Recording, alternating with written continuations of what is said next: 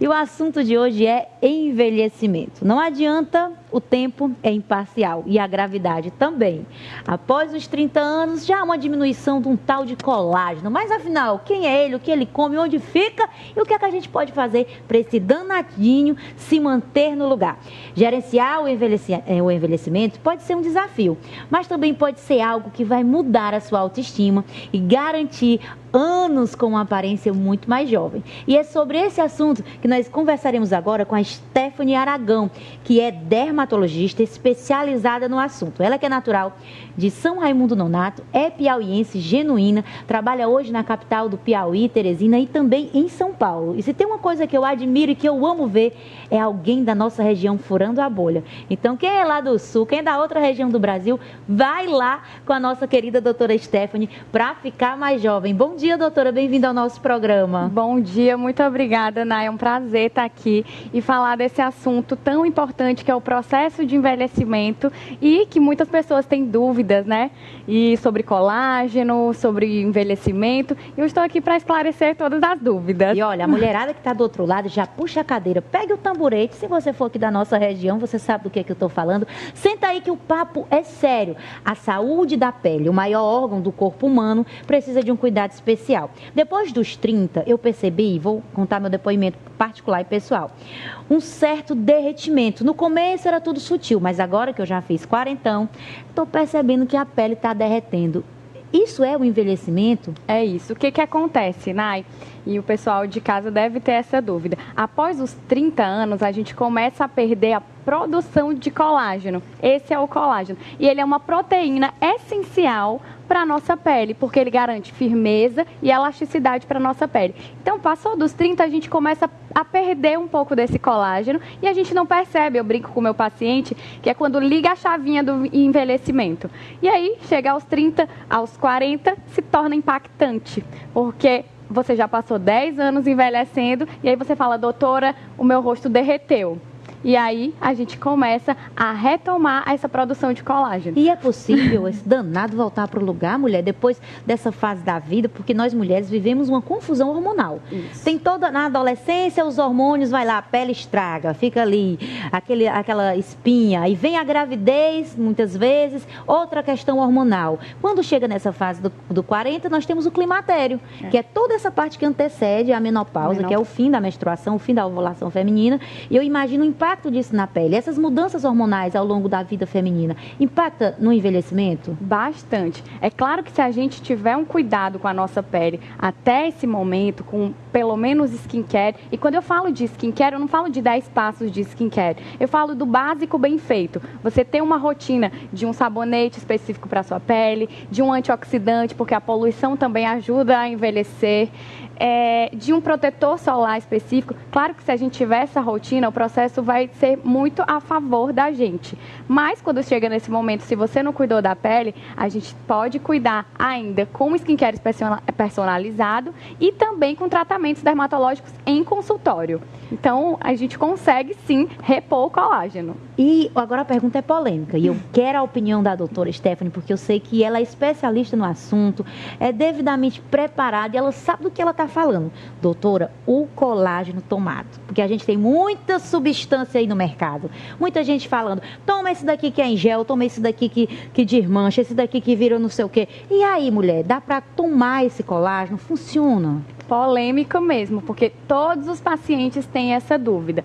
O colágeno, como eu te falei, ele é uma proteína. Então, se você se alimenta bem, você não precisa todos os dias tomar o colágeno. Agora, se você faz procedimentos em consultório para repor esse colágeno, o colágeno que você toma vai ser muito mais efetivo, porque ele vai direto para a pele. Nosso corpo é muito inteligente, então ele vai direto para a nossa pele e não vai ser digerido e eliminado. E quando você fala de alimentação para produzir colágeno, nós podemos falar de que tipos de alimento?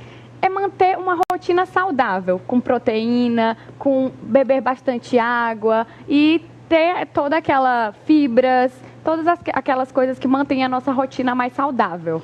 Os fatores externos influenciam diretamente no envelhecimento. Por exemplo, nós moramos em uma região muito quente, mas quem mora em uma região muito fria também tem um ressecamento da pele. Mas eu imagino que também existem os fatores internos. O que é que a gente pode citar de fator externo que é perturbador para o envelhecimento e de fator interno que pode causar isso com mais intensidade? Como eu te falei, uma coisa que ninguém imagina e que sempre acontece é a poluição.